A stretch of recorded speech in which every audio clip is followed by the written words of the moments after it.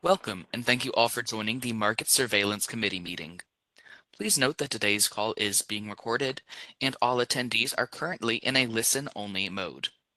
There will be opportunity for public comment and questions throughout today's call, and we will make sure to give you all instructions on how to enter the question or comment queue at that time. With that, I'd now like to formally begin today's call and turn it over to Dr. Ben Hobbs, Chair of the Market Surveillance Committee. Please go ahead, sir. Okay. Thank you, Silas. And can you hear me all right? Yes, sir, coming through loud and clear. Okay, that's fantastic. Thanks everybody for joining us early in the morning. As I said, I'm Ben Hobbs, Johns Hopkins, and chair of the Market Surveillance Committee, and I'm joined on the committee by Doctors Jim Bushnell of UC Davis and Scott Harvey of FTI. We're also joined today on the call by several staff from the ISO, including Dr. Guillermo Batista, Amelia Blake, Shami Davis, Danny Johnson, Mihir Shah, Sylvie Spewak, and finally Becky Robinson will be joining us. And I'm also glad to see a large audience.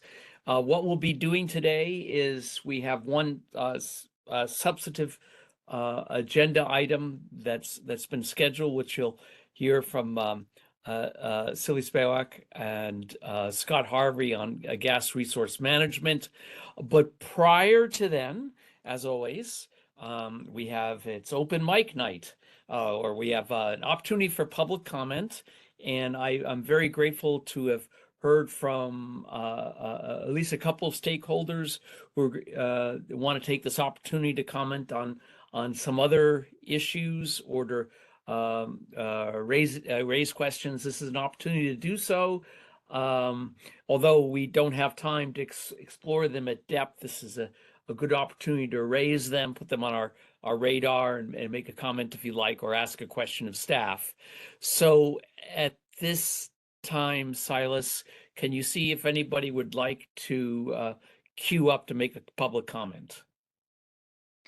If you would like to speak under public comment, you can please press the raise hand icon at the bottom center of your screen, and you will be called upon when it is your turn to make your comment.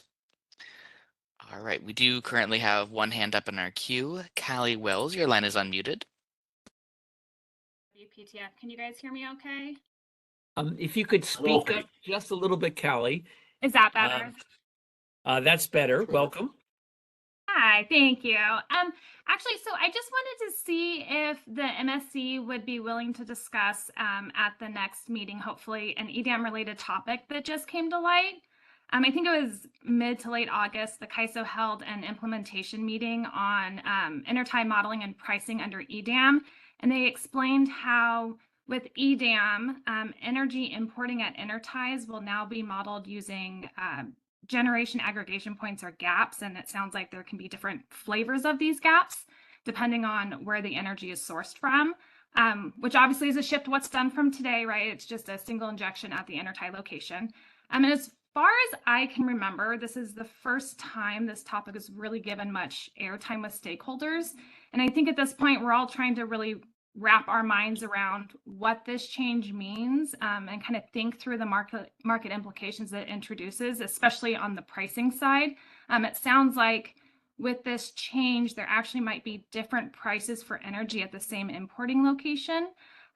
So I think from a market or from a stakeholder perspective, we're really wanting to try to spend some time better understanding this change and think through kind of the implications that it's going to introduce. And so we were hoping that the MSC can help further those discussions along at the next meeting. I think you guys engaged in a similar topic years ago when the CAISO was exploring changes to their full network model. So we were kind of hoping and asking if you guys would be willing to engage on this topic at the next meeting.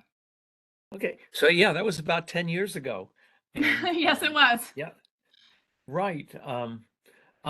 Yes, I can imagine all sorts of interesting things that could be discussed. If we don't go do an FNM type thing now, when would one, presuming that it would be the desirable to do so. And then you mentioned the pricing implications. So there's several important issues. Callie, we haven't scheduled our next meeting yet, much less put an agenda together, but it's I would think that'd be definitely something that we would want to consider doing so. I'm wondering if there's anybody from the ISO staff who would like to comment anything about this issue, about how it might be considered in the future, interactions with stakeholders, or anything else relevant to it. Yeah, sure, Ben. And Callie, I think that's a great idea. The ISO is trying to prepare materials with a lot more detail of how the implementation is going to work. And so sequencing wise, I think we would look to maybe do that first, ideally targeting in the next month or so.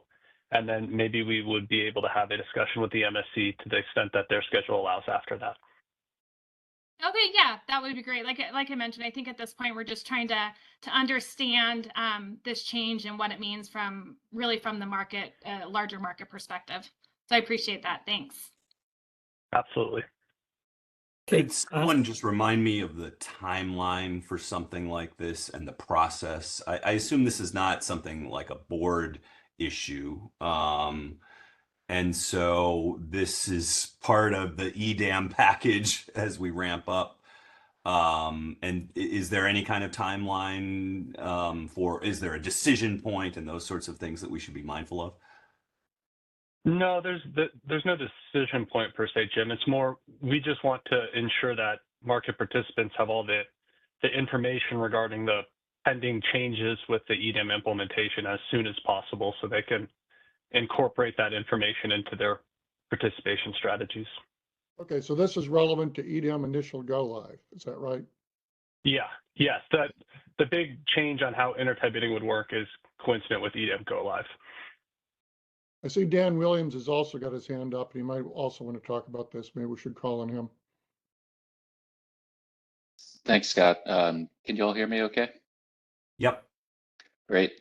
This is Dan Williams from the Energy Authority, and I just wanted to give some support for Callie's request there as well, and also just kind of speak to the timeliness of this. We're looking at it both from the perspective of an entity that's providing SC services to EDAM participants that are working through market sim right now and moving towards parallel operations, and we're interested in making sure we understand these are transacting going into EDAM areas and how this impacts their interchange schedules there, as well as just how it impacts the broader market that's trading with the CAISO EDAM BA. But there's also aspects of this from the August meeting that impact the CRR market, and with the 2026 annual auction coming up at the end of October, it's pretty important that we consider the implications of this as soon as possible, so the broader market knows what to take into account when thinking about their decisions coming up here in a month and a half. I also want to be clear, because we've talked about intertie market things with EDAM in the past, that this is not in any way about EDAM intertie bidding. It is very specific just to the model that was approved by FERC back in 2023 for CAISO, and then that's so far been approved for the EDAM entities as well. It's not anything to do with asking for new market functionality. It's just about the model that's being used with EDAM implementation. Okay, Dan, thank you. Let's see. Silas, can you see if anybody else wants to join us and make a statement at this time? Just as a final call, if you'd like to speak under public comment, you can press the raise hand icon at the bottom center of your screen.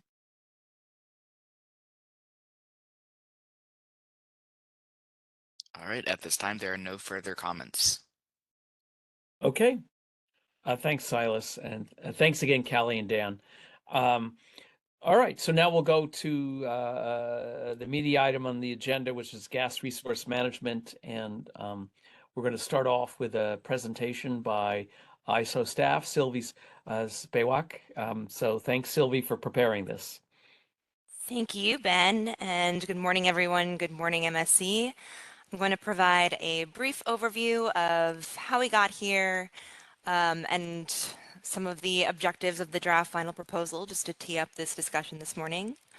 Let's go to the next slide.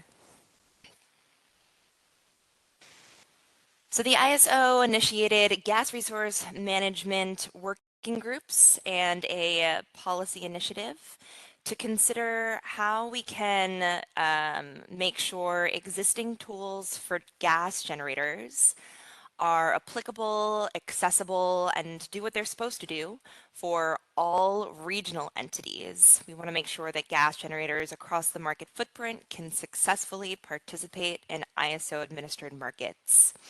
Right off the bat, we identified a few critical differences between CAISO BA gas generators and gas generators across the West. First, we heard that new EDAM market participants expect to have to deal with a lot of uncertainty around their fuel procurement in anticipation of the day-ahead market. And this is because today an EIM-only entity would procure fuel supply to meet their BA, whereas in EDAM, they'll be part of a market-wide supply stack and expect less visibility into their potential commitments and offtakes. Second, we've heard a number of key differences between gas markets and gas infrastructure across the West. And these differences and unique supply conditions introduce challenges in being able to accurately represent costs in reference levels. Let's go to the next slide. I wanted to start off with a little bit of alignment over syntax, timing, and who knows what when. 2 days before the real-time market, the one next day gas day ends, GD1, the next day gas day begins, GD2. And during these next day gas days, or the timely gas nomination cycle, this is when gas generators have the most liquidity in securing nominations and also are guaranteed delivery. After that, the evening nomination cycle or the 3 intraday cycles during real time can be illiquid or gas generators might face constraints. So ideally, gas generators are getting fuel supply during GD1 and GD2, but during that time, they do not have their binding day-ahead commitments yet. Today, the ISO publishes or may publish 2 day-ahead advisory results from the RUC look-ahead that we run as part of the day-ahead market. Come EDAM, we will be publishing D+2 results from the D+2 market run to scheduling coordinators through CMRI. So that's the information that will be available prior to the day-ahead market to inform fuel procurement. Let's go to the next slide. We've talked a lot with stakeholders about informing fuel procurement during the gas resource management working groups. Market participants need good information in order to inform fuel procurement during the timely gas nomination cycle. And we understand that if you have to over-rely on intraday gas, this can expose market participants as well as the market to higher premiums in cost and operational risk. So to support the proposal to give gas generators D+2 advisory results, we started out with a preliminary assessment to see how well D+2 advisory information predicts day-ahead energy schedules for gas resources. 2 major takeaways. First, on average and in aggregate, we saw that D2 gas burn generally overestimates, but is within 5% of day-ahead gas burn. Notably, day-ahead gas burn generally underestimates real-time gas burn. But if you look at the daily variation, we see there's large swings in the up and down direction on a daily basis.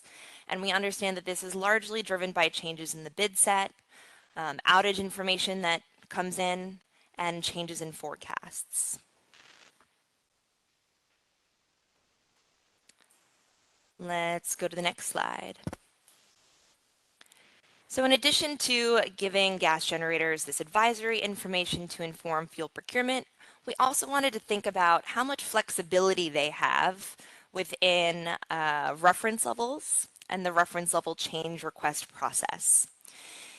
Today, gas generators will have two types of reference levels for their energy bids, which we may use to represent their costs through in our market power mitigation processes, and a default reference level for commitment costs. And this effectively serves as a screen or a cap on commitment cost bids. The default multiplier is 110% for default energy bids and 125% for this commitment cost cap, is intended to cover most cost volatility that we can observe. If a resource encounters more volatility than these default thresholds, they can request a cost adjustment pre-market, either through the automated or the manual reference level change request process. The automated cost adjustment process is automated. It automatically validates or caps requests, and you can make these up to the close of the relevant bid window. So it's dynamic, but it's also limited to add a layer of protection to ensure that what is being reflected pre-market in the market has a reference based on what we've observed volatility to look like.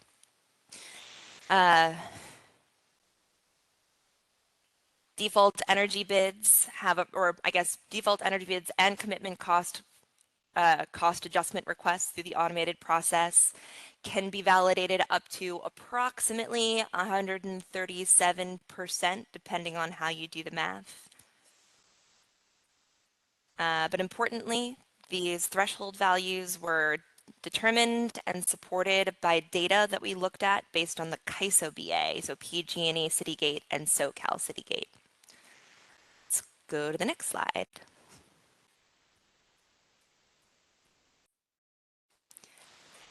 So I noted that we'll be giving gas generators this D2 advisory information, but we also wanted to provide more flexibility to accommodate changes. And one of those changes is flexibility to accommodate changes between D2 advisory results and day-ahead advisory results.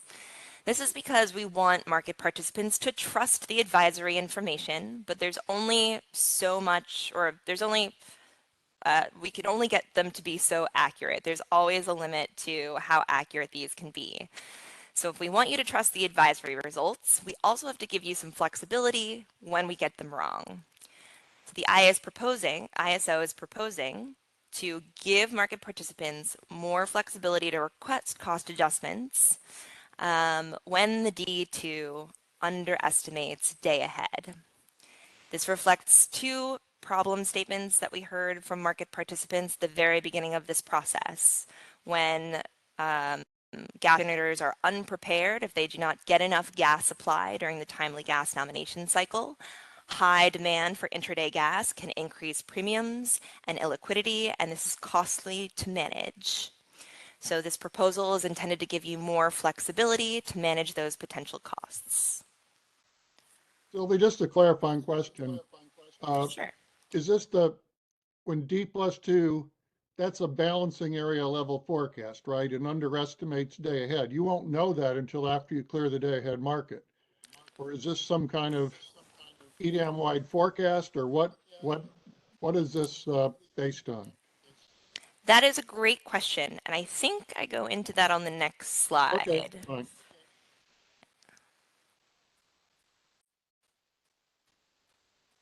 Yeah, can we go to the next slide? Great. So there's two versions of this. One of them acknowledges that if we want to give you more flexibility in the day ahead market, we have to make this adjustment prior to the day ahead market bid window closing.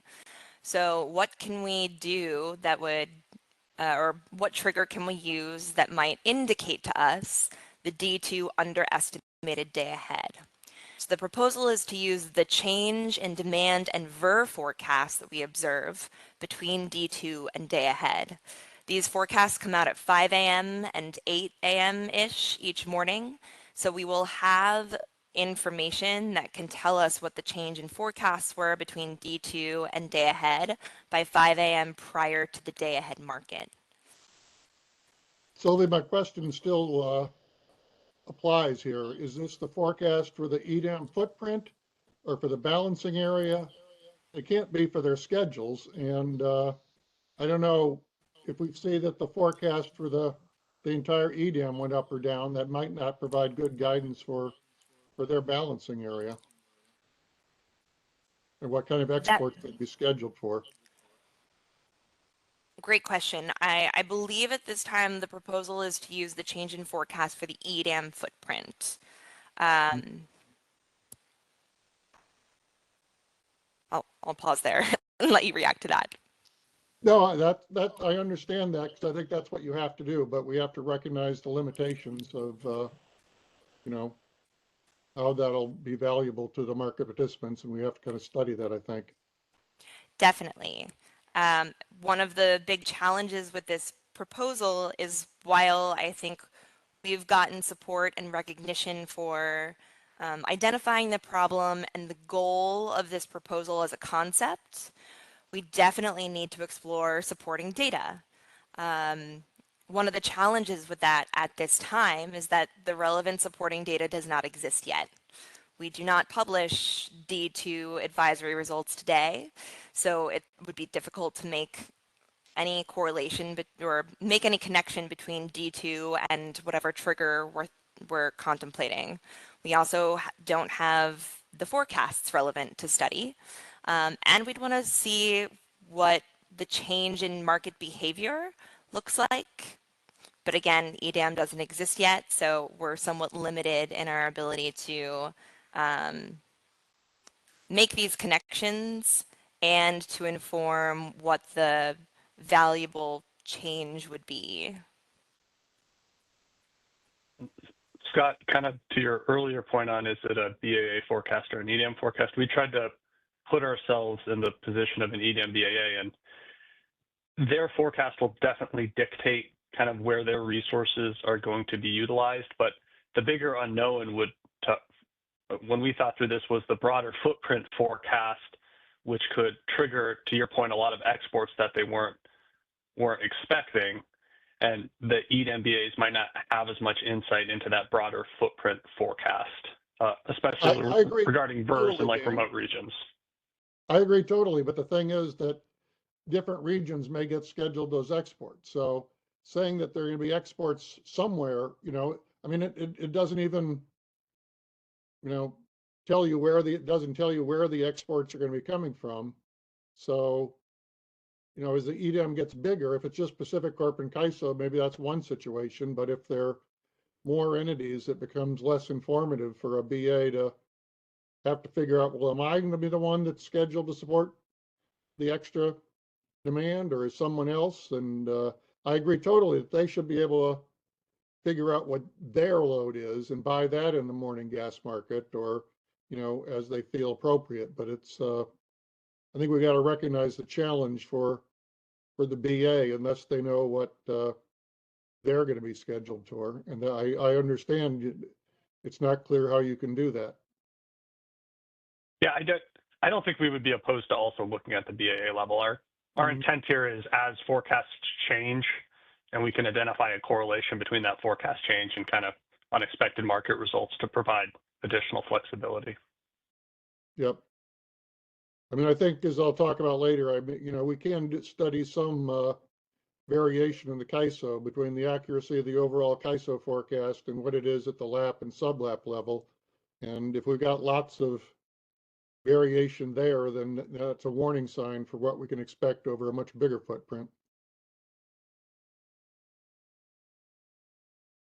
Go ahead, Sylvie. Yeah, so it sounds like we have some work to do to prove out the correlation between the trigger that we're looking at and the change in and the change between D2 and DA. That's necessary to support a day-ahead adjustment, but we can also think about V2 or version 2 of this proposal, which is a real-time only adjustment. The trigger for this is much easier to prove out because we would base it off of published day-ahead schedules. Once those day-ahead schedules are published, if they are significantly higher than D2, that indicates to us that we should expect higher demand for intraday gas, and it would trigger an increase in the real-time reasonableness threshold. I'll note that just increasing the real-time reasonableness threshold will only apply to incremental real-time capacity. So just to follow up on Scott's previous discussion, and I apologize if this is fleshed out in the DFP. I'm trying to get my head around the statistic you're actually using here. Are these, when you say day ahead schedules or even just VER forecast, and are these a single number? Or day ahead schedules is something you can definitely do at a at a sub-regional level. Or have you just sort of not decided yet? Because when I think about totals, going back to the previous discussion, if you have a demand spike in one place and demand drop in another place, there might be no change in the total forecast, but it's going to have a big effect on local demand for gas. And so it almost seems like there's a statistic here that has to do with some change in the distribution of where things are as much as the levels that might be really relevant here. And I don't know how far down that road you've gotten in terms of thinking about exactly what numbers you're going to use to describe these things. We tried to go down the road and had a couple of options on the table, and quickly realized that we didn't have the relevant information to prove anything. So at this time, we can set up what questions we want to ask. We can put some options on the table. For example, we can look at the delta in the net load or the net demand forecast between D2 and day ahead. We can come up with a tool based on the uncertainty forecast that we're working on. All of these are options, but until we see the D2 in action, until we see market participants reacting to it, we won't have enough evidence to support which is the right answer. I mean, I think market participants reacting is going to be dependent on how good your forecast is. So I think the first thing is to figure out if your forecast is good or bad. And if it's terrible, we know that market participants won't use it. Are you going to be able to study any of this before go live, or is this going to be a learning experience after go live?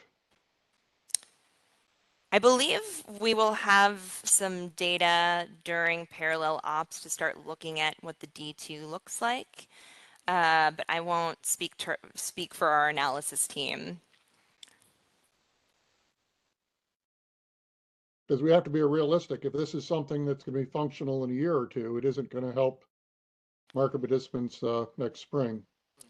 Right. We are proposing, and this is in the draft final proposal, to keep the parameters of this effectively set to 0 until we have the data to support it. And what we want is at least 3 months of EDAM operation with new entrants to be able to study this.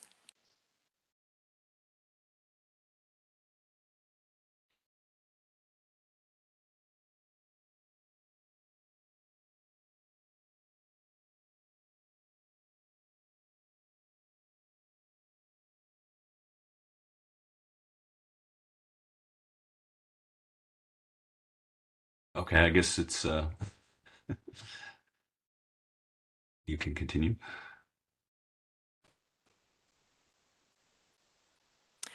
I'm going to move on to the next. So if there's any lingering questions on this proposal, no? Okay, let's go to the next slide. The next thing that we heard from market participants is that they need more flexibility to request cost adjustments or more flexibility in general because there are unique supply situations or different types of market conditions across the West. So I wanted to start to just go over the principles here. Reference levels should be a reasonable benchmark of cost. A resource's cost should generally correlate well with the gas price index that's included in their reference levels, so that most costs are covered by default. This is why we add a multiplier to the index to cover most resources' costs by default. Resources should use the cost adjustment process that we have. We've created it to make sure that they can get occasional extreme volatility covered, but resources should only have to rely on this infrequently. If reference levels by default are too low, if we aren't covering most of their costs by default, if their costs do not correlate well with the index, then the flexibility that we offer through the automated cost adjustment process may be more limited than intended. So we wanted to come up with a policy that would make sure that by default, reference levels reflect resources costs for the most part. And by fixing that problem, we would also give them more flexibility through the automated cost adjustment process relative to their unique situations. So we discussed with stakeholders a few different ways to do this, one of which is expanding the negotiated process that we have today for the default energy bid. However, stakeholders view this as potentially onerous. The ISO agrees with that. So we wanted to come up with some sort of streamlined process that would be resource specific, be flexible enough to accommodate specific resources circumstances, but also limit the market participants' engagement with this process to limit the back and forth and actually make it feasible. So we came up with a two-step process here. First is an initial screen, where if a market participant wants the ISO to adjust their fuel costs or the fuel cost parameter, we will screen them to identify persistent conditions.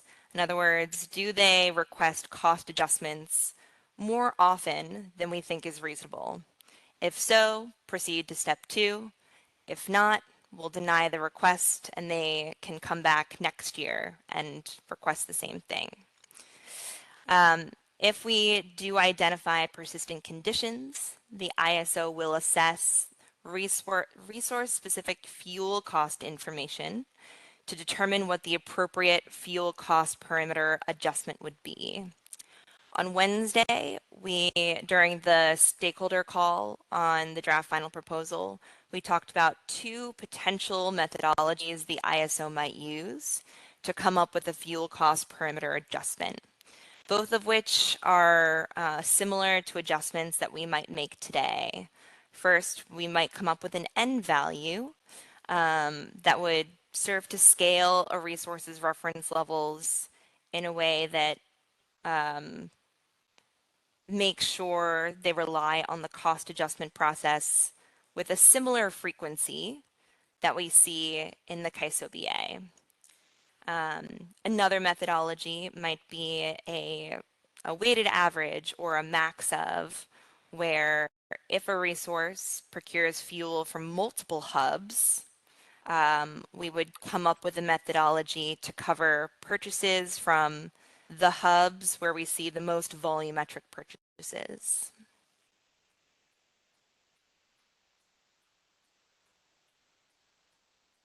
Yeah, I understand this, Sylvie. This is what maybe has to be done to make it workable, but a historical screen of, okay, you're off on 10% of the days, it might be you're off on 40% of the days with high gas price volatility. And similarly for, looking at threshold of, okay, 10% of the time you buy it from this other hub, but suppose you buy it at the other hub 90% of the time on the days with high gas price volatility.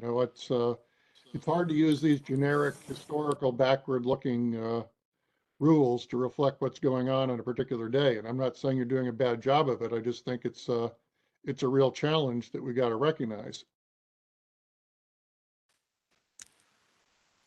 Yeah, agreed. It's a real challenge. which is why we vetted a few different processes to do this. And ideally, this would be more dynamic. One of the proposals we thought about was the blended fuel region, where we would take resources, fuel cost information, and iteratively assess it. But we determined that it wouldn't be feasible to do that with the frequency that we would need to add precision. So any approach we take here necessarily has to be historic, based on a year of information.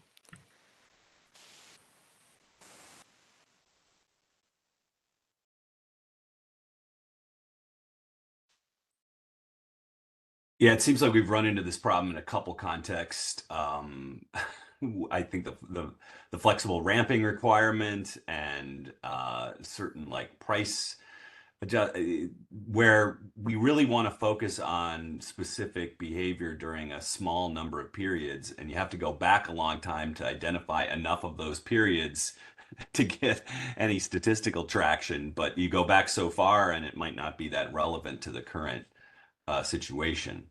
And yeah. What also, Jim, it's we're not truncating based on whether those are the volatile days. We're going over all days. Yeah. Well, 90% of the days there's no problem, fine. But how about on the 10% where there always is? You know, it's a trigger issue too. Yeah, I agree. And I mean, I just was reflecting on we've seen this sort of nature of this issue in a few contexts, and yeah, I think it's better to you don't want to average in a bunch of like irrelevant market days. But maybe the answer is, and in this case, actually having giant error bounds is maybe, appropriate. And if we just don't have a lot of observations of the true sort of thing we're interested in, then there'll just be big error bounds. Should we see if any stakeholders have comments on the discussion? I have one quick comment before we go to the phone, Scott. And we're trying to screen for the normal days by just looking at when the actual process was used. So it does kind of factor in how many days there are, but like if you're only looking at the days the process is used, you can try to normalize for what does the volatile days look like in the CAISO BA where the RLCL process was designed versus are there more volatile days externally as a little bit smarter of a trigger? But I thought the trigger was they had to be doing this on 10% of the days, buying from the other hubs before we even allowed it. So, and I thought that was the way some of this worked. We were looking at, did they have, more requests over all days, not on volatile days. We are intentionally trying to solve for the normal. And the idea is that if we cover most of what's normal, that should give you more flexibility to cover what's volatile. If we aren't getting your benchmark right, you will have less flexibility to cover the more extreme volatility. So this should help with the extreme volatility as well as help with the defaults. It may not solve all of the extreme volatility, but it should help. I guess I'm not clear on what we say the reference levels should. I mean, the question is, will they serve as a benchmark? That's the operative. And if they do, then we have less issue. But if they don't on these days, then that's an empirical question. And I'm still a little unclear about how this is going to be focused on the, market participants will know if it's a bad gas day, even if we don't. They'll know that there's trouble brewing, and they can factor that into their offer prices. But they can know it's a bad gas day and ignore the D+2 forecast. Yeah, I think the best example I have is that we've heard from many market participants, the biggest challenge they have is a lack of storage. They don't have storage compared to resources in the CAISO BA. And if they don't have storage, they may need to change their reference levels more often. So if we see a generator outside of the CAISO BA has to request cost adjustments 20% of the time, and our CAISO BA benchmark only has to request cost adjustments 10% of the time, then we'll scale that EIM BA's reference levels. We'll add that multiplier in to make sure that their threshold values cover most observed volatility, or cover the observed volatility at the same level as the CAISO BA.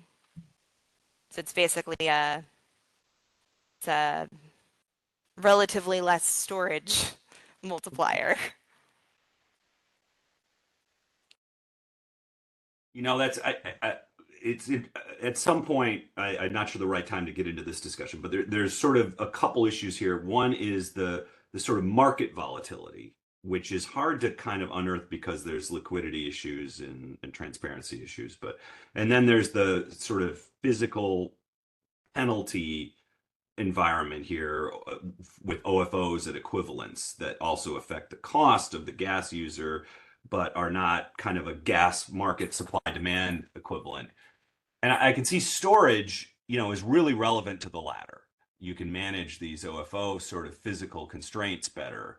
But just from a strict economic perspective, if it really is a spike in the price that happened after you reserved your gas, whether you have storage or not, the value of the gas in the real moment is actually higher. And so if it's really a market supply demand thing for gas that's causing the fluctuation in the price, that's kind of a different issue. That storage doesn't necessarily, you would think storage would cause there to be less volatility in the price as part of that, if there isn't because it would manage the physical constraints. But if there is a lot of storage and the price still spikes, it raises some interesting issues about, okay, well, what is the price then that should be used? Even if somebody had procured it ahead of time at a lower price and could demonstrate that, or at a higher price and it drops, then really the price at the moment of the offer to the market, the electricity market, is the relevant one. In other words, I don't think we think about opportunity cost when we do this sort of gas cost evaluation. Well, that's actually an interesting point, because when we talked about with stakeholders, they said, help us with the constraint problem. If we don't have storage, we may have limited imbalance capacity to withdraw or inject gas beyond our nominations. So if you run into this limitation, what do? The ISO does not allow you to reflect OFO penalties in reference levels. However, we do expect you to reflect the cost of managing OFOs, and that is, I think, more like an opportunity cost. What is the alternative cost of gas? Where can I get alternative supply if I'm limited at my pipeline? And that could be a different pipeline than what is reflected in your reference levels by default. So by covering multiple fuel options, that gives you more flexibility to reflect the price at, say, 2 hubs within your reference levels and make that cost adjustment request. So all this implicitly assumes that you can deal with any kind of physical gas pipeline OFO style physical constraint by just buying gas farther away or at some other location. And I don't know how realistic that is. I assume, well, it sounds like the ISO thinks it is. Well, so the very last standard part of, sorry, I'm sorry, Sylvie, go on. No, you. Standard practice is you request a cost adjustment if additional fuel is available. If not, you would submit an outage card. It's an outage card, and then adding on the very last part of this proposal would be if these conditions are persistent and can't easily be managed by manual dispatch and outage cards, then there's the gas nomogram as a reliability backstop. So Switch to another fuel, they can put that in as the bid cost if they, when there's gas pipeline constraints, can they put in a diesel price for their bid?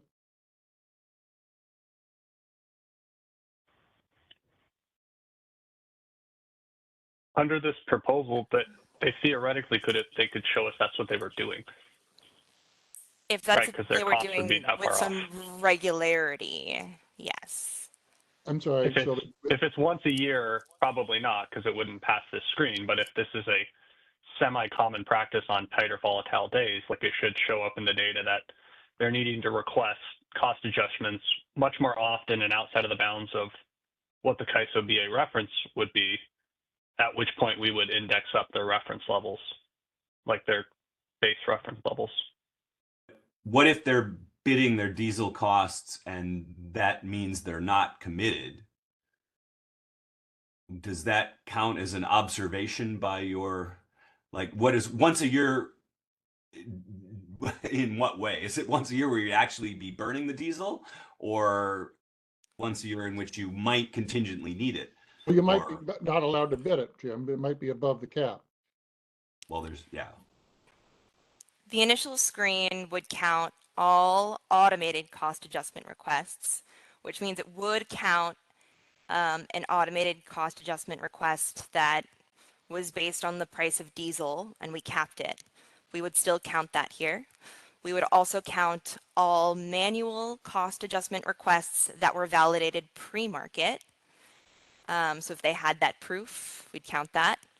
And we would count manual cost adjustment requests that were not validated pre-market, but associated with successful after the fact cost recovery. So if they really did have diesel, they requested a cost adjustment, whether or not it was accepted pre-market or through after the fact cost recovery, we'd count it.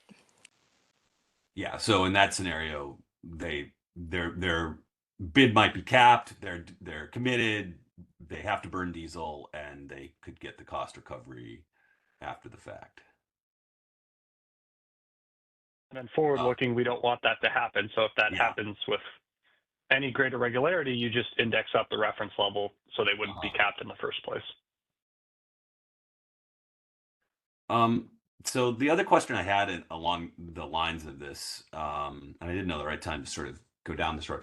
What I recall when we were doing the Alyssa Canyon audit, the whole sort of stuff in California around storage, that there was a discussion around, you know, the nature of OFO penalties, which can vary by region and have this sort of non-linearity associated with them. And is there any, I guess I was going to say, is there any opportunity here to try to incorporate that into this? And there's actually a two-way interaction. So first of all, it's like there's a non-linear relationship between gas deviations and the cost associated with those deviations when you incorporate the penalties associated with them. And I don't know what the situation is like in these other EDAM areas. In an ideal world, there would be some way to sort of incorporate the fact that a smaller deviation has very little consequence, but larger ones do. Because it seems like a lot of the statistical tests you're talking about are begging for sort of standards for trying to articulate what the goal is. And, you know, one objective for testing one forecast against another would be the probability that it never exceeds a dispatch that's X% above the guidance or something like that. And it seems like that objective for which you're evaluating, or the criterion for which you're evaluating the forecast, to the extent it's motivated by this sort of OFO dynamic, could be more formally linked to what the penalty structures of the OFOs are.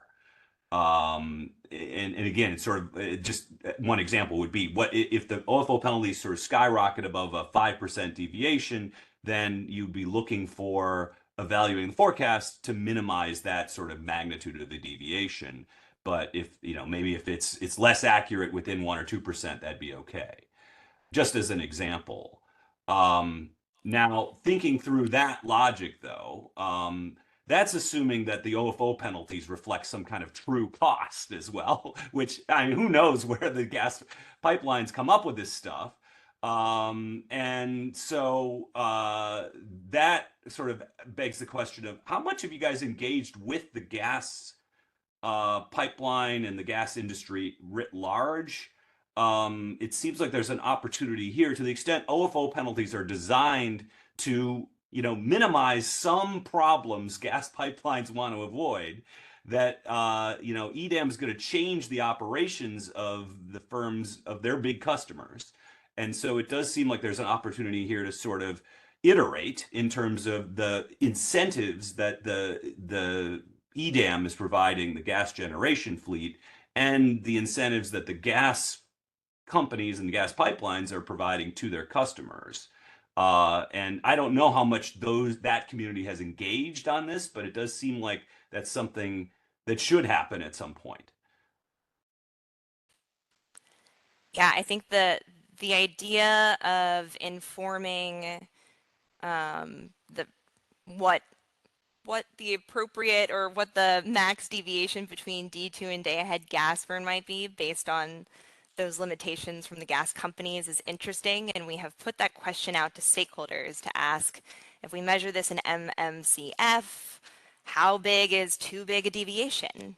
We don't have that information, and we need to know what that looks like. Today, we share that gas burn information with the gas pipelines that serve the CAISO BA. Our gas ops team does a lot of gas coordination with gas pipelines across the West. And what that coordination looks like tends to be, or from what I understand it, is sort of ad hoc. It depends on each pipeline, what's in their tariff, how they prefer to manage their reliability. And we follow the lead of the gas pipeline. So we can't be prescriptive there, but our team is ready and willing to coordinate with any of the pipelines in the West. The other bit of feedback we've heard from stakeholders in this process is that the OFOs and the gas pipeline operations look pretty different across the broader West. So coming up with any standardized way to even try to do the mapping that you're saying, Jim, would be hard because they all have different tolerances. Like you said, they're setting these penalties based off what criteria. It's definitely not going to be aligned. And so it's something that we need more information on to even look at, but I'm not confident that if we had information, we'd be able to standardize an approach to figure out how much an MMCF change would correlate to price volatility. But maybe we shouldn't standardize it. Maybe we should have rules for each specific pipeline based on what their limits are. And they're standardizing a formula, and then there's parameters that could be applied to each BA, for example. So it sort of depends on exactly how dramatically different the different rules are, whether they could fit within a certain functional form and just have different parameter values is a possibility. It looks like there's somebody who's raised their hand. I'm not sure if it's on this topic or something else, but.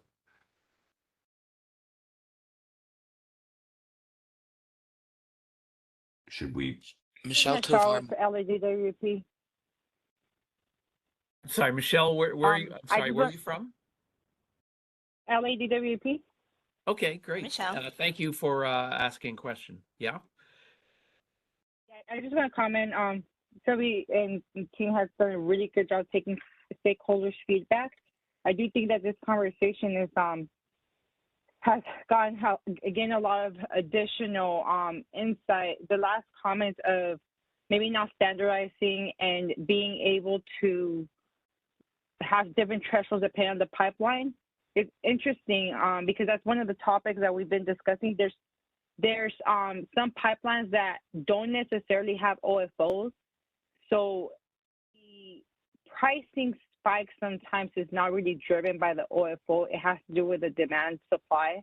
Mm-hmm. And what we've seen, there has been cases where there's there's a shortage in supply, and that's what actually drives the prices, or there's just an unplanned maintenance on the pipe that there might be supply, but there's a physical restriction. I think that just adds to the one-off scenarios where we need to do some cost adjustment and how do we find a solution. But I do think that CAISO is doing a good job of trying to find a solution for us to be able to keep the reliability of the energy side, the grid side, and do the cost recovery from the gas resources. So I really appreciate that from CAISO. Okay, yeah. Thank you for the comment, the compliment, and for pointing out those complications as well. Okay. Sylvie, back to you. Is this the last slide, I think? This may be the last slide. One question about basing it on reference level adjustments. That seems to me that the more often you request reference level adjustments, even if they're small, it increases your threshold. Under this policy, the more often you request reference level cost adjustments, that would directly play into number one, the initial screen. So if we see it more often than the CAISO BA, we would proceed to step 2. The ISO may consider the frequency of reference level change requests in step 2 if it's relevant. It may not be relevant for instance, a new EDAM market participant whose past behavior is not indicative of what we expect in EDAM. But if it's helpful for an existing EDAM participant to inform how we might do their cost adjustment, then we'll consider it.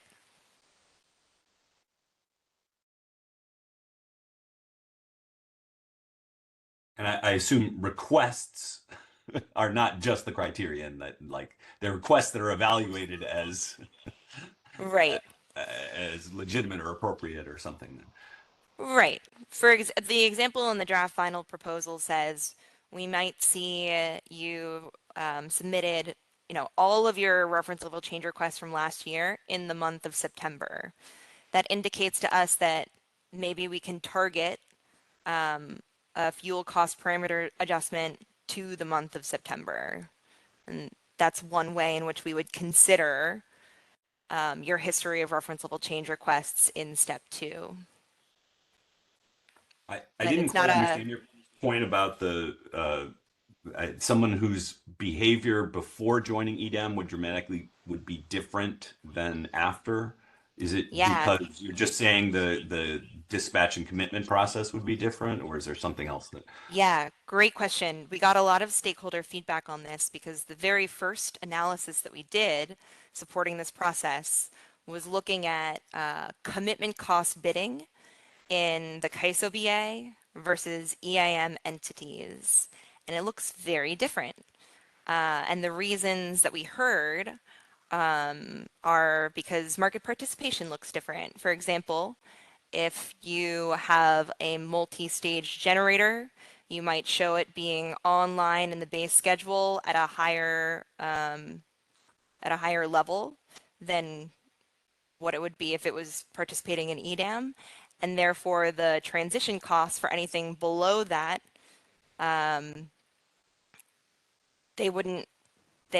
they don't have an incentive to change or request cost adjustments for. So we would not see them requesting cost adjustments for those lower levels today, but in EDAM, we would see the frequency go up if they needed to. And they presumably would have bought gas in the timely cycle for their own load in schedules in WEAM. So they right. would be needing to, the EDM will be different because you could be scheduled for exports and have to buy gas in the evening cycle. So right. That's by far the biggest change. It's just the information about where EDM BAA's fleet of resources stack up within the broader market footprint.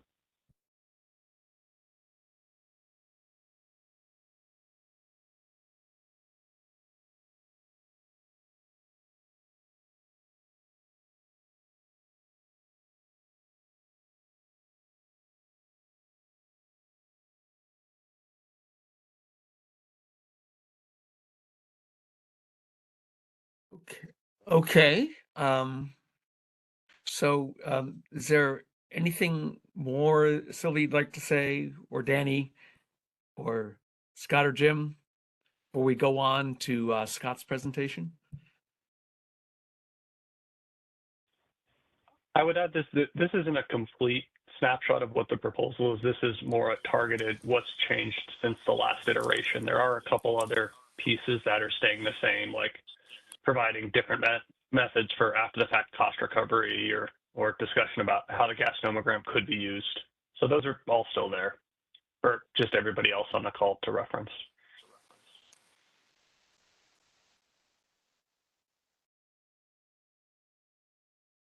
But now nothing more from me then. Okay, thanks, Danny. Sylvie? Nothing more from me. Okay, appreciate your effort in putting this together, responding to our questions. Jim and Scott, anything else before Scott takes over? Not for me. Okay, so I think we're ready to proceed to the next presentation. Thank you, Scott, for preparing this. Yeah, thanks, Ben. As usual, there's a lot that you're going to present, a lot of very useful detail. So luckily we have a good deal of time. So Great. I want to caveat this by stating that I went over the new straw proposal yesterday and tried to make adjustments to the slides for changes, but I might have missed some, I might have misinterpreted some. So, you know, take it with a grain of salt if I haven't, and Sylvia and Danny can jump in and correct things I missed. Silas, would you move to the next slide, please? And this isn't substantive, it's just to tell you where I'm going to go so you can time your questions and comments to when I get there. Next slide, Silas, please. Okay, this we've kind of talked about, but it's a difference that Danny and I were just talking about a minute ago. That one of the big changes is that in the Western EIM, market participants just need to forecast what they need to meet their load, and they can figure out which generation they're going to commit and buy gas to meet that and cover their commitment costs. And it's not bid into the market. It's all just locked into the base schedules. And EDM is going to be different because we're going to have everybody participating in the whole optimization over the footprint, and balancing areas may be scheduled for exports to other balancing areas, which they would not have any way of forecasting, or they might be scheduled to receive imports, which they might not be sure that they're going to get. So there are some differences that they may have difficulty forecasting gas purchases related to exports, at least on their own. So additional information from the CAISO will be helpful. And Silas, next slide, please. So from that perspective, I think the CAISO's development of balancing area level D+2 and perhaps D+3 gas forecasts for energy and RUC schedules has the potential to provide, valuable information to the balancing areas to better assess what they need to do. And of course, it's going to be their assessment, but it's information that they can use as they see appropriate. But we got to keep in mind, as Sylvia and I have been talking about, and Danny, that the value of these forecasts depends on their accuracy on a day-to-day basis and at the balancing area level. It doesn't matter if we got it right for the EDM as a whole if we don't tell the balancing area what they're going to be on the hook for. Next slide, Silas, please. I'll pause in a second. Let me get a little continuity going here, and then I'll take some questions. So, it seems to me that improved accuracy of these D+2 forecasts is a good thing to strive for. And I know I've read some market participant comments that they can't base their purchases on this, and I agree, but it's information they can consider. And the more accurate it is, the more, they'll factor it into their gas purchase plans and offer prices. And if it's not accurate, they won't. So that's the kind of the test we got to meet for the CAISO. Go to the next slide. Silas, thanks. Now, it seems to me that there's some challenges here. It's possible for me to envision how the CAISO can use the information in the forecast to develop good D+2 forecasts when we basically got, VER forecasts varying from day to day, and the CAISO has a handle on what's coming, and their load forecasts varying across the footprint from day to day, and the CAISO can sort of see that coming, heat or non-heat, and if the gas pipeline system isn't big time constrained, you can sort of see the CAISO generating useful information about where, which balancing area is likely to be scheduled for exports, given their load, their load forecast and VER forecast, and who's got high load, who's got low load. They can provide, I think, useful information. But, we have to see if we can do that, but you can see how that could work out.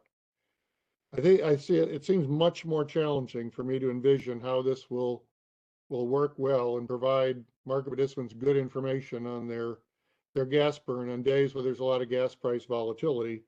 And it's going to be hard for the CAISO or anybody else to forecast 2 days out what the gas prices will be at the balancing area level. And if we don't know that, how can we get a good gas burn forecast for the balancing area?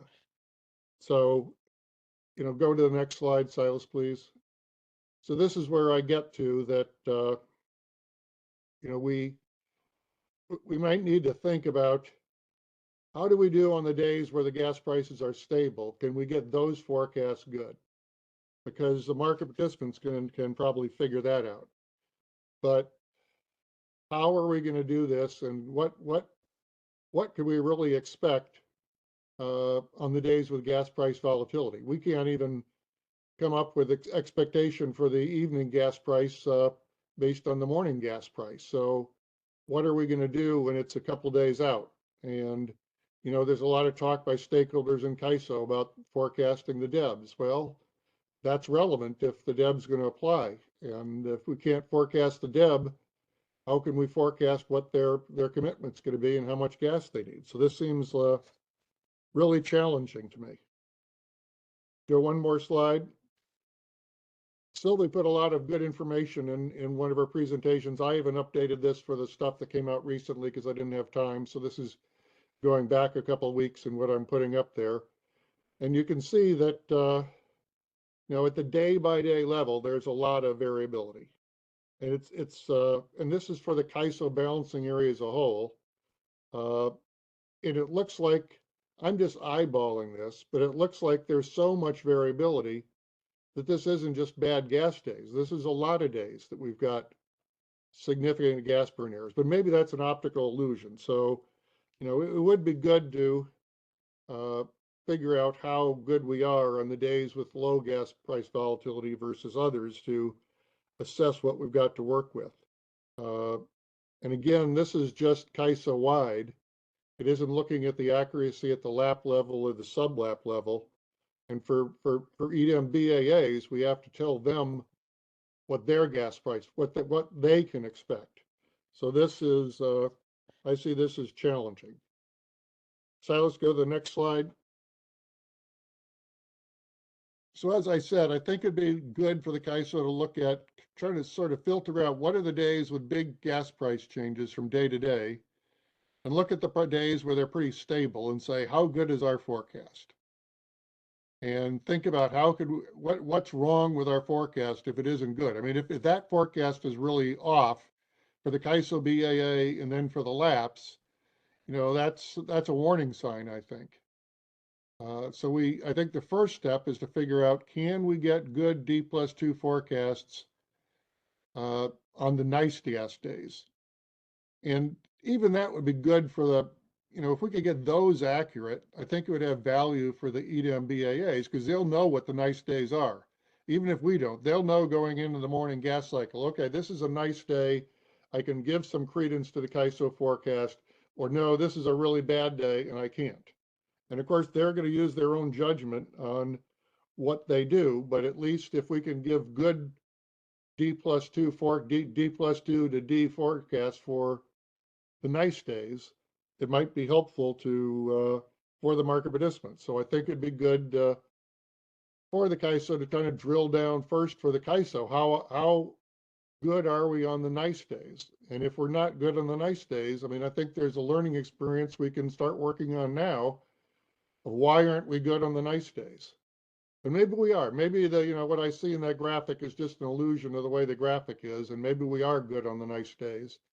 But I think that's something that'd be good to understand for the CAISO and guide its judgments and the market participants so they can have some, sense of how this might work out. And of course, we're going to have to do the same thing for the EDAM eventually. And I think the idea of starting to look at this, as we get close to go live, how good are our D2 forecasts? Because we can't expect people in the first 90 days to trust this if it's wrong. And it seems to me we kind of have to have a plan here of understanding what we're getting into at go live, and so and giving market participants some expectation of what they can do. Fortunately, the spring hopefully will be a period where we don't have a lot of gas price volatility, so we will have some time to compile data. But I think still we need to provide market participants an assessment of how good is the gas price forecast likely to be on the days without a lot of gas price volatility, so that they can put appropriate weight in it. And of course, it's always going to be their judgment. With the more confidence we give them in our D+2 forecast, the more confidence they're going to have in giving it at least a little bit of weight. So one final point going on it. Go ahead, Jim.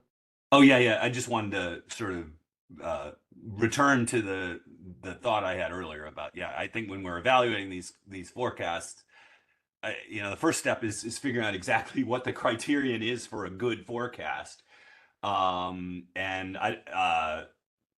it'd be nice. It sounds like there's maybe heterogeneity in terms of what people need, but it seems like just nailing the average is definitely not the most important statistic. Right. But I've been thinking about what if what the contrast between just having a long time series and throwing it into some kind of machine learning thing that just doesn't think about why, but just sort of forecast what the gas would be, compared to sort of running some advanced actual underlying thinking about dispatch. And one of the things that might emerge, or even just drilling down into those periods where the forecast was really off, to try to isolate whether that was due to something that was kind of predictable that was missing. In other words, was it an observable that wasn't accurately used in the forecast model, or was it something like a transmission line outage or a gas pipeline outage that is kind of truly a random event that there's really no way to incorporate specifically into that day, but would influence sort of the error.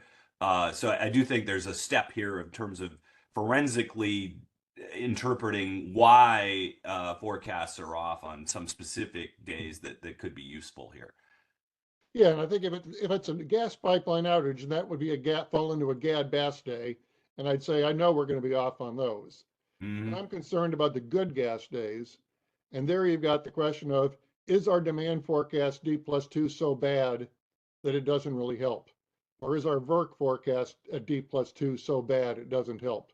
And I think Sylvie pointed that out in her slides, that so I think that's something to sort out. Do we have on the nice gas days where we don't have gas price volatility, is our D+2 forecast going to be good enough to be useful? Or is there just too much stuff going on, other load forecast error going on, that it's not really going to be helpful? And knowing that, I think sooner rather than later is good, because if we're going to see that there's just so much other error that this isn't helpful, we need to recognize that it isn't going to solve the problems. But that's now to pick up on also what you said, Jim. Right, the average isn't right either, but it might be that we need to provide different measures for different balancing areas. How often is our forecast off by 5% for some, or 7% for others?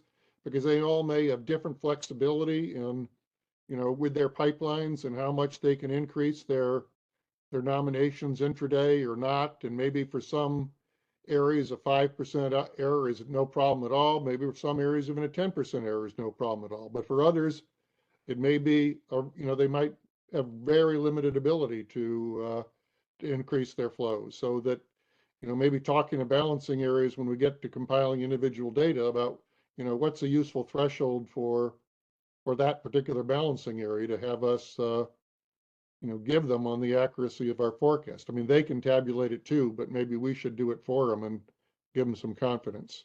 I see commenters piling up, so maybe we should pause here and take some questions. Let's start with Dan. Dan Williams from the Energy Authority. Thanks, Ben. Dan Williams from the Energy Authority. Wasn't really sure where to jump in, but now seems as good of a time as any. So first, I wanted to just express some thanks to CAISO for this entire initiative and the way that it's been run. There's been just really good stakeholder engagement. I feel like CAISO has been just doing an exceptional amount of listening and working with everybody to come up with this proposal. And also, MSC may not see this, but on the EDAM implementation side as well, they've been putting a lot of effort into helping entities that are coming in and that were not participating in EIM to understand a lot of the default energy bid process and reference level updates and sort of all of that is helping bring in a new class of participants into the market. So just expressing some appreciation of that for staff and for DMM and others. I did want to just note here, though, that in a lot of spaces, we shorthand EDAM BAs or EIM BAs as representing the entities that are participating in the market. And I think in some of these cases, we need to be more specific about it being the EDAM generation scheduling coordinators and the EIM participating resource scheduling coordinators that are really the critical actors here, and make sure that there are processes in place to have all of the information that's being shared be transparent to all of the participants that are touching this. And really anything that's going on with the gas fleet is impacting every other scheduling coordinator that's bidding in the market. As if gas is marginal, that's an important thing for everyone to know, sort of what information is going to the gas fleet and is going to impact the way that the market shapes up. And that also goes for the establishing any of the gas burn nomograms. That may be something that is done by the balancing authority, but it's not just the scheduling coordinator of the EDAM entity that cares about that. It's also the scheduling coordinators of any sub LSEs or independent power producers or anyone else that's impacted by that nomogram or maybe a driver for it. And the last two things I wanted to mention is that the changes that Callie and I brought up around the intertie model for resources outside the ISO that are not in EDAM BAs and how they'll interact with the CAISO market. To the extent those are gas resources and the bidding structure is changing, we may see a much larger increase in participating resources within the EIM that are not part of the EIM BA's merchant function, that are new entities coming in that are currently non-participating if that model goes forward. So this all would have a larger impact just by way of drawing in new scheduling coordinators to the bidding construct that exists within an EIM area versus today they're internalizing all of this information into the bid that they're submitting at CAISO's border. It's just a price quantity pair there. And the final thing is just to think also that the scarcity pricing that we're working through in price formation, to me, also has a bearing on the decisions being made here, because it impacts sort of how these potentially marginal resources show up in the stack when we're getting into those, I think, as Scott, as you've put it, the latent reserve running out in the market. Then it becomes much, much more important to give them the flexibility to submit bids that reflect their costs, so that those bids can be part of establishing the correct scarcity price as we're getting really short in the market. For a whole bunch of other resources, their bids at that time may not matter, so they're not marginal. So just wanted to draw together a few of those things and appreciate all the work that's gone into this.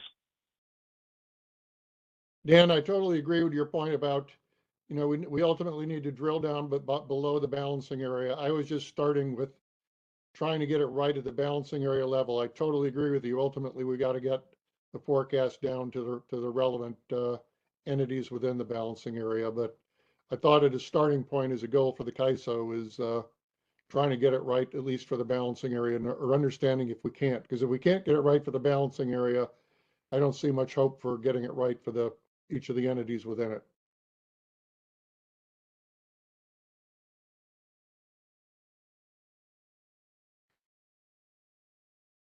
All right, we have one more comment queued up. C.D. McLean from California Energy Commission, I presume.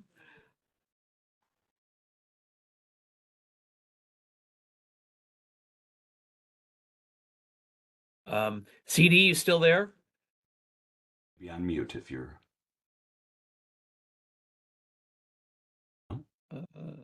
Looks like she's muted. Now, Silas? now you're off mute, but.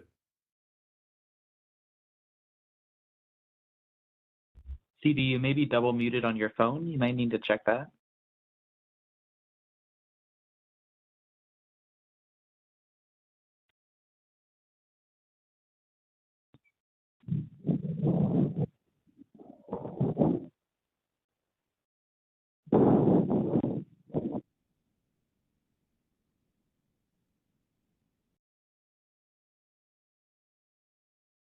All right, maybe we should circle back and see if we can. Yeah, sorry Get that CD. the system's not working. Yeah. Go ahead, Scott. Oh, now you're on mute. Go to the next slide, please, Silas. So this is a point I made before, but you know, we kind of ultimately need to look at the accuracy at something more than the CAISO level as we get warmed up here to see how that is. And eventually we need to look at accuracy at the EDM BAA level. And as Dan said, if we can get accuracy at the EDM BAA level, then we have to try to drill down and see, can we give accurate forecasts for each of the entities within that? And those will be successively more challenging for the CAISO. Okay, I'll switch subjects now and talk briefly about gas price indexes. Could you go to the next slide, please, Silas? So like the accuracy of the D+2 gas price forecast, we need to assess the accuracy of the DEB results on a daily basis, not just on average. An average over a month or something doesn't really convey a lot of useful information for market participants. Go to the next slide, please, Silas. And the CAISO is, this is again from one of Sylvie's presentations, and yeah, it's noted there. And the CAISO has provided a bunch of informative data on gas cost variability between the timely gas market and the intraday market at these hubs. And you can see that there's some large variations and some that's within the normal bands. Go to the next slide, please, Silas. Yeah, the CAISO data is for intraday gas prices relative to timely morning gas prices. So the dispersion might be greater than what we see between morning and evening, but we don't actually know for sure. These data are also limited to liquid trading hubs. They don't recover all purchase points. So we need to keep in mind that the indexes we use have to be accurate for everybody everywhere. And I know the CAISO is trying to use other ad hoc methods to account for locations where there's less accuracy in the index. So let's go to the next slide. Now, the CAISO's new proposal limits the, there's ability to use multiple gas hubs for pricing, but as we talked about earlier, this is limited to when they use that hub for 10% of their gas purchases over the year or season. But, that might not be, on point if they actually, use the higher cost hub on the days where they're constrained on the pipeline. It's a higher gas price. And I understand the complexity of trying to implement these rules, more detailed rules, but we also have to recognize the reality of that what's easy to implement and make transparent. This isn't necessarily going to reflect reality. However, the bottom point is really important, that even if all of these forecasts are off, as long as there's no market power mitigation, EDM market participants have the ability to manage their gas cost risk in covering their gas schedules with their offer prices. So if they don't trust the D+2 forecast, they can put in offer prices reflecting what they expect the cost of gas to be in the evening cycle, and they can manage their gas risk there. And if they don't, they don't bid high enough, that was their decision making. But that takes us into the next slide, Silas, where energy offer price mitigation factors in, because if the offer price is mitigated, then they might not be able to reflect their actual expectation of evening gas prices. But energy offer prices are only mitigated when there is transmission congestion, so they won't necessarily be mitigated on all the days where there's high gas price variability. But it's also, you turn it around the other way, you might think, well, maybe the days in which balancing areas are going to have high gas prices are exactly the days in which they're going to be import constrained, because they're going to they're bidding their resources high so that they can get imports, and they will be import constrained. So it'd be kind of interesting and informative going into this to understand what is that nexus between the days in which there's high variability in gas prices and the days in which balancing areas are subject to energy price mitigation. Because if there isn't a lot of overlap, then we won't be interfering too much with their gas purchases. And also, if they're mostly buying for themselves in the gas market on those constrained days, then they'll know how much to buy in the morning cycle. But there are the anomalies of after they get mitigated, they turn into exporters and things like that. So I still think it's helpful to understand what is the frequency of the intersection between mitigation of energy offer prices and the days with large errors in the gas price forecast. The less they're related, the better off we are. Let me pause there again to see if there are any comments before I switch topic a bit.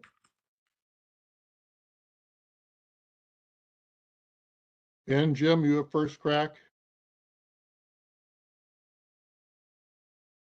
I don't see anybody putting their hand up. Okay, I'll go ahead. Next slide, Silas. Now, the issue with commitment cost off caps is different because we always cap commitment costs without applying any competition or congestion-based trigger. So what that means that we're always going to cap the commitment cost, even on the days when the forecast is bad, when the gas price, when the price index is off, because we're going to do it every day. So necessarily, we're going to have cap prices on all the days that look ugly. And that's consequence of the rule we're using, that we always cap it. Go to the next slide. And the CAISO is making efforts to reduce the potential, and but there are challenges, and I've tried to reflect the most recent the comments in the most recent straw proposal, where the end factor adjustments will be based on historical data, and it's a reasonable effort, but it's going to be imperfect. And I understand this is not intended to be a complete solution.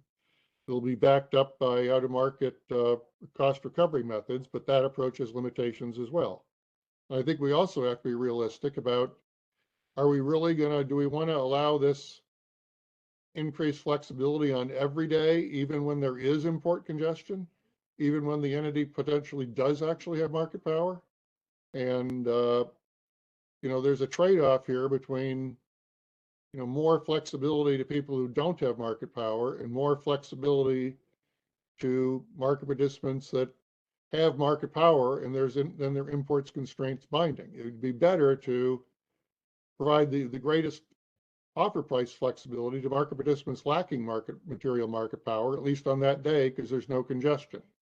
So that's, you know, what limitation, you know, we can say, okay, we're doing as best we can, but we you know, there's a trade-off between more flexibility for some people and more flexibility perhaps for people that that may possess some market power. Silas, if you could go to the next slide.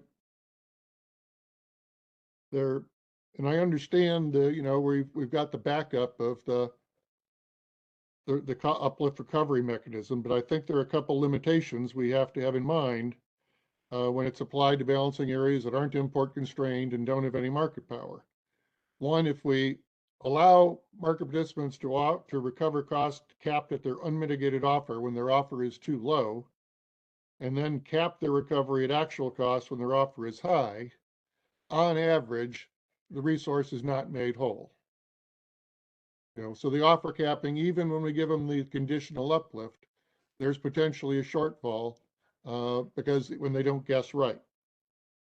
The other concern I have is the allocation of these uplift costs, because as I understand, they be allocated proportionally to balancing area load and exports. And if most of the uplift costs are on EDM exports, and the cost of that gets, you know, the excess gas cost gets socialized over all balancing area load and also to balancing exports that were scheduled bilaterally, you know, there's a cost shift going on. And, you know, it's not clear to me that the balancing area load is necessarily being made whole by that uplift allocation rule if the source of the uplift is gas costs made to support exports to other balancing areas in the evening cycle. So, you know, with its when we think about this process and its overall impacts, I think we have to have this endpoint in mind, that it's who is actually going to bear those costs. Go to the next slide. Silas, please. You know, I'm not going to belabor this. I've discussed the CAISO commitment cost policy in previous MSC meetings, and I think, you know, it's something we need to consider. Go to the next slide. Now, there's an issue with the implementation of the original CCW design, and my view is if that morphed into something that is not implementable, we should bring that assessment back to stakeholders and discuss next steps. And it's now 7 years past 2018. And if the CAISO can't implement it, I mean, I think it's time to talk to stakeholders about, well, should we do a more simplified approach? And, you know, back in 2017, you know, I started this off with a presentation about a much more simplified version that just tested whether a resource provided counterflow on an active constraint, a constraint in the set that was determining the SCUC unit commitment.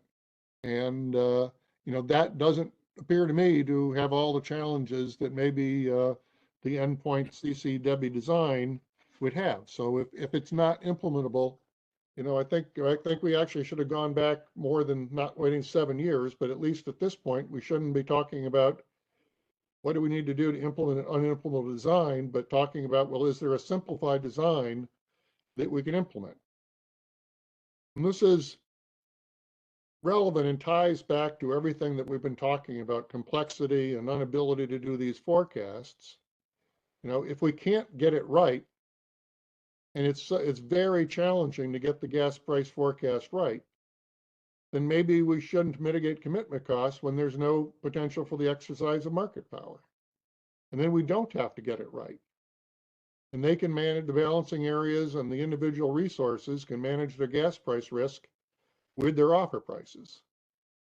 And the only time they'd be exposed to mitigation is when there's actually a binding import constraint, and we can mitigate them after the fact if they get uplift and they're committed.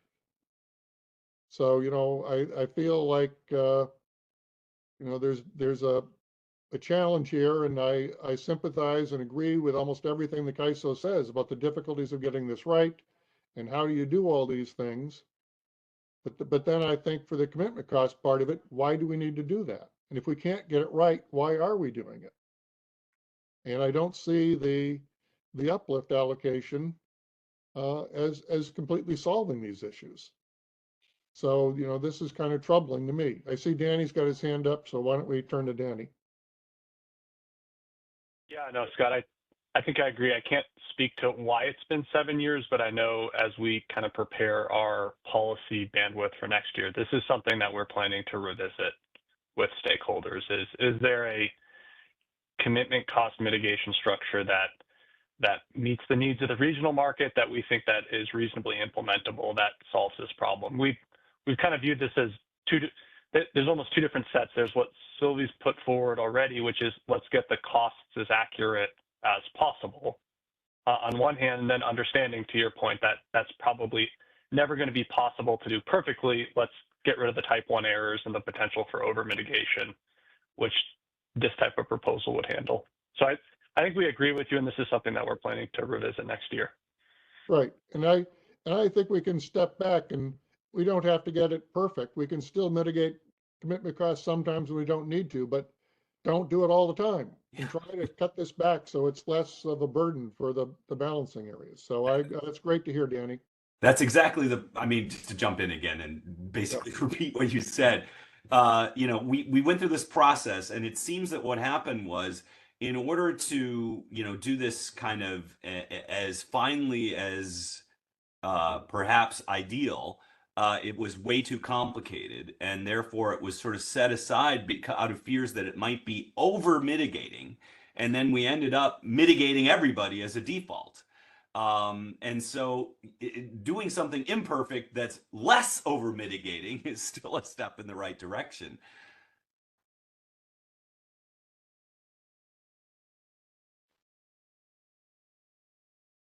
Okay, so go to the last slide. I'm almost done. And this is just tying this together. I think that CAISO is doing a good job, as other people have said, responding to market participant concerns, but I have reservations about how well this is going to work on volatile days and normal days. And I'm even more troubled by, the commitment cost mitigation than the other, and especially with the the cost recovery mechanism as I understand it. So everything CAISO is doing is good, but as Danny and Jim suggested, I think we need to step back on commitment cost mitigation and see what we could do better. And also, I think we need to try to reality check how our D+2 forecast, and what Jim said,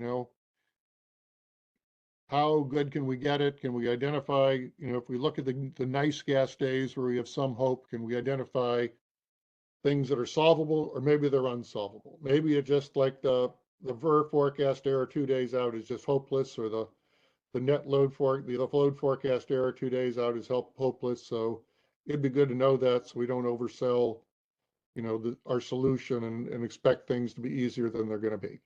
So I'm done. Comments from Jim, Ben, Danny, Sylvie? I wonder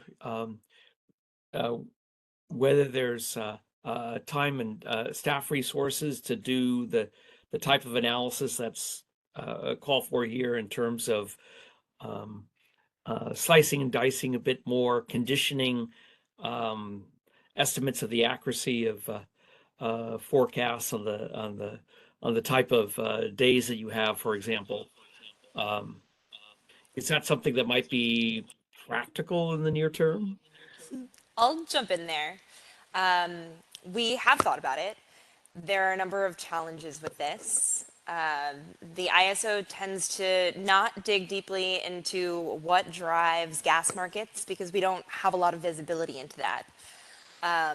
One of the assumptions that the policy I discussed earlier is predicated on is that resources would use the D2 as a target.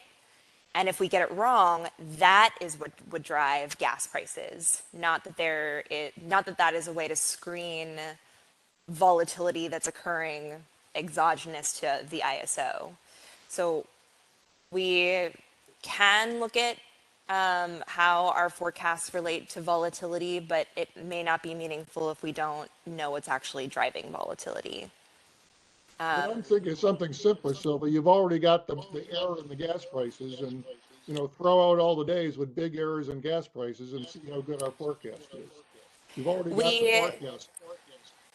Yeah, we actually, in the issue paper, we chose a number of days that we saw more than normal volatility, both day over day and price dispersion over the index and the next day gas day. So we could build on that analysis. Again, the issue is that we don't have D2 schedules for anyone outside of the CAISO BA.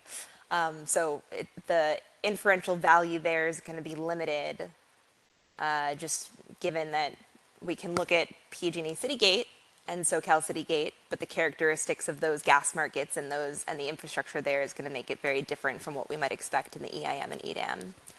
Right, it might be worse in EDAM, but if we look at what we're doing for the CAISO and we see where it kind of looked eyeballing it that we're not very accurate for the CAISO, you know, and not just on days with a lot of gas price volatility. It looked like more than that, but maybe that's an optical illusion. So I'm just thinking, take the CAISO gas price, the CAISO D4 data, and look at on the days where you've got don't have a lot of gas price variability in the CAISO and say, are we good or not? And if we see that, man, we're having trouble even for the CAISO, I think that's something to think about. Or if we say, well, actually pretty good for the CAISO, but need we drill down to the lap level, we're pretty good for the CAISO, that's pretty encouraging. I think we can talk about, sorry, Danny.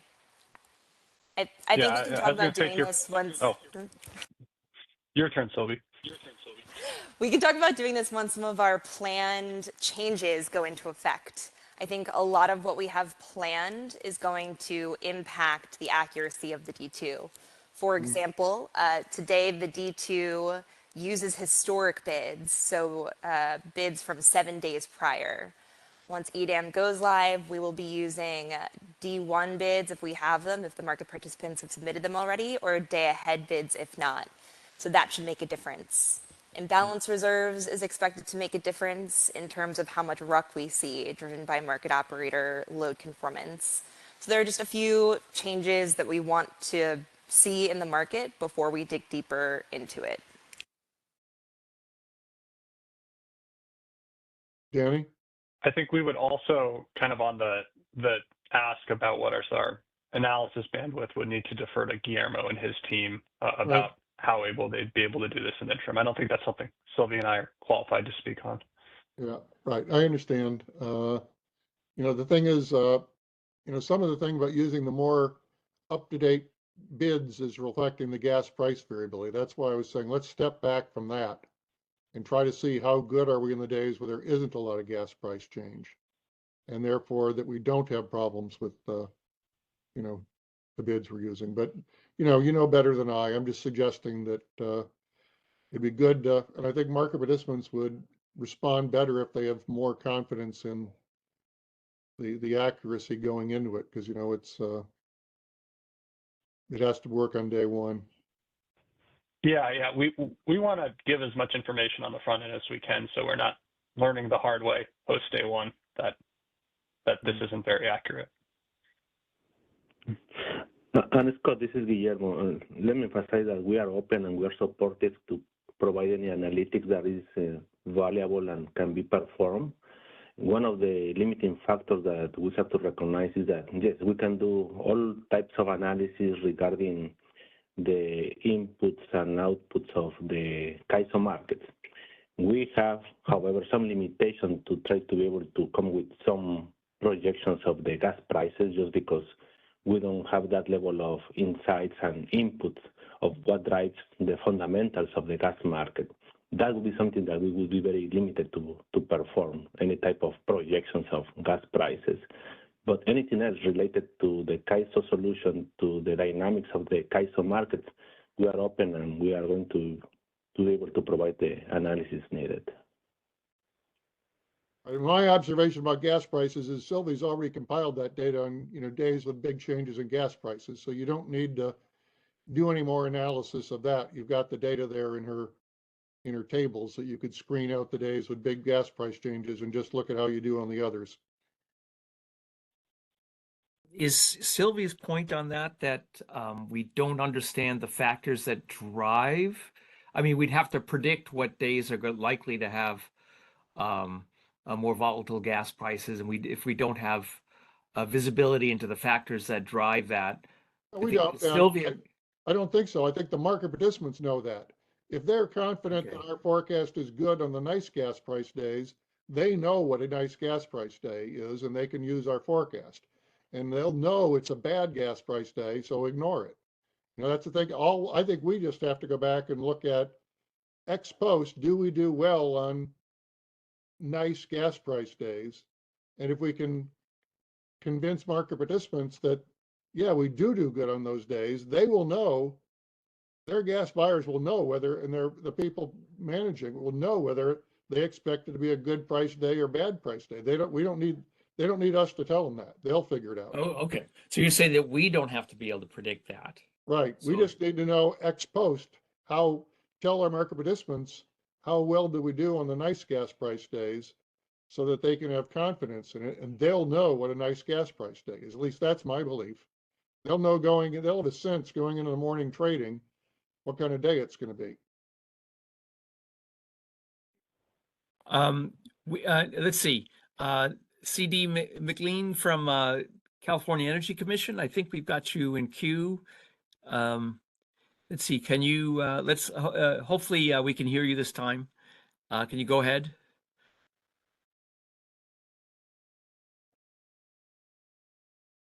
Okay, and then how about now? Yeah, gotcha. Thanks for your patience, Ben. There was appreciate your persistence. Oh yeah, it was not insignificant hardware swap outs. Yes, I just wanted to compliment the MSC on all of the topics that have been brought up here. Fully agree with Dr. Bushnell on the sort of the over mitigation themes.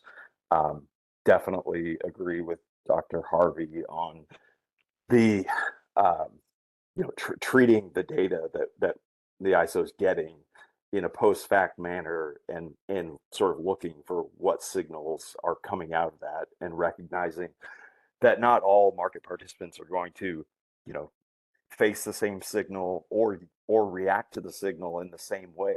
There may be latent economic situations where maybe they're on some sort of a must-take gas contract, and you'll see negative pricing responses to that. And those might look like outliers, but if you start organizing the historic data sufficiently, you will be able to see signatures and sort of gather the implications of what's going on behind the scenes.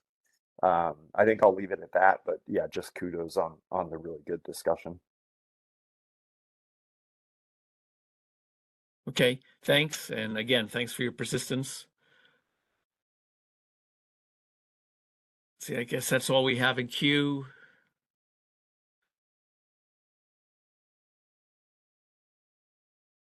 So,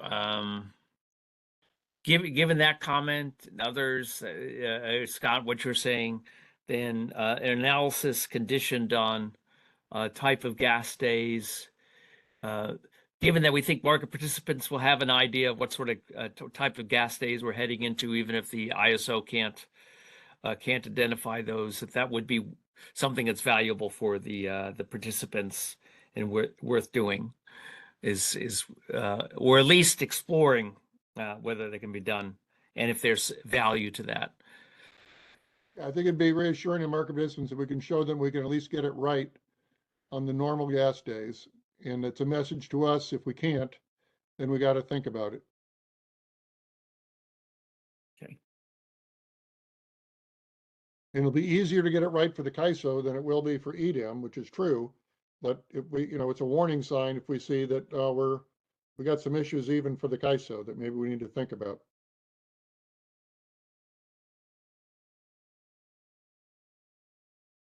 Okay. Well, thank you for this presentation, Scott. Let me do a last check to see if there's anything else anybody wants to say about this slide or in general gas management before we can conclude.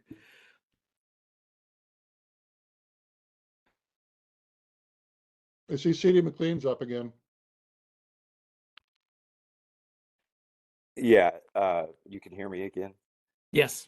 Good. So yeah, I just wanted to make sure you know, I save keystrokes with the sign on here. People are welcome to call me Chris or Christopher. I am staff at the California Energy Commission. Feel free to reach out on these sorts of topics anytime. And then parting shot, you know, I think the CAISO data analytics team would do well to take a look at sort of implied market heat rate conditions and sort of use that as a barometer. So, you know, collecting, you know, it could be several different sources of natural gas price data. It could be, you know, tying gas price data that ends up being posted on Oasis. I know there's, you know, hundreds of gas points that are on Oasis. Each one of those might lend themselves to a different sort of implied market rate calculation. You can do lots of things about which price, electricity price you use as the basis there. It could be a non-CAISO price. It could be, you know, an aggregate, you know, Gen Hub or any number of prices coming out of the CAISO market.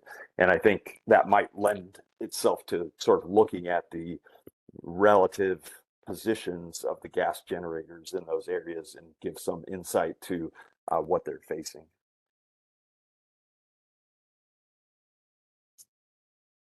Okay, thank you, Chris.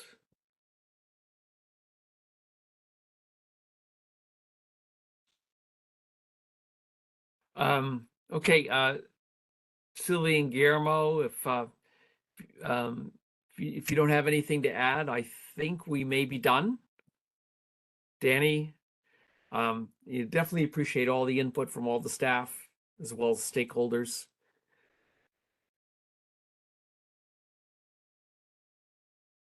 Okay, if there are no further comments, I think we can conclude this agenda item. As always, we have future business. I don't think we have anything else today. We haven't scheduled our next meeting, but there's a lot going on, so I imagine we'll have something within a month or so.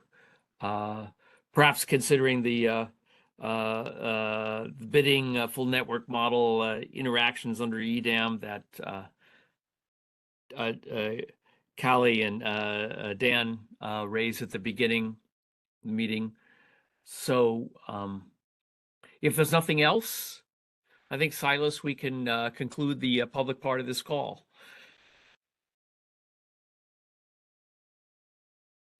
Okay, thank you to all of our speakers, and thank you all in the audience for joining us today.